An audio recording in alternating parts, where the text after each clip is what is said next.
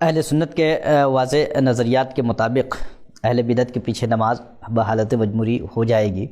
اب سوال یہ ہے کہ ہندوستان کی جو فضا بنی ہے، یہاں کا جو ماحول بنا ہے، اس میں اگر کوئی شخص اہل بدعت کے پیچھے نماز پڑھ لیتا ہے، یا امام طحاوی رحمۃ اللہ نے ایک بات لکھی ہے، اس میں اہل سنت کے جو نظریہ انہوں نے بیان کیا ہے کہ فاسق و فاجر کے پیچھے نماز پڑھی جائے گی، اور اہل قبلہ میں سے اس طرح کا کوئی شخص اگر انتقال کر جاتا ہے تو اس کی نماز جنازہ بھی پڑھی جاتی ہے۔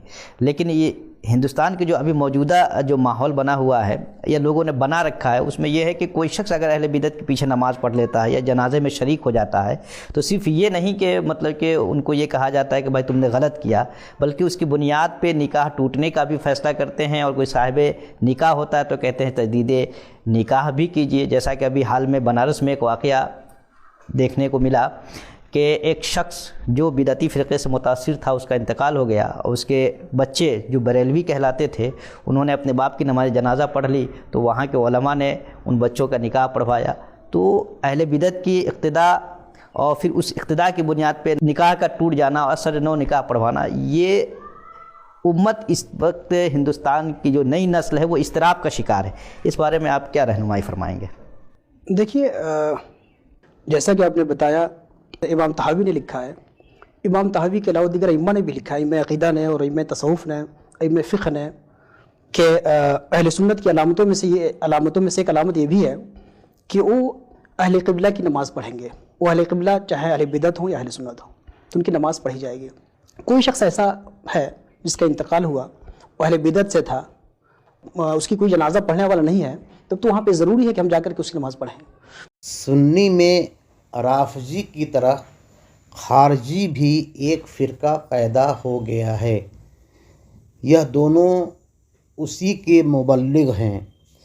ان کے یہاں بدعت فی العقائد اور گستاخ اللہ و رسول ہی کفر نہیں ہے بلکہ فسق ہے، جیسا کہ یہ مبلغ بیان کر رہے ہیں۔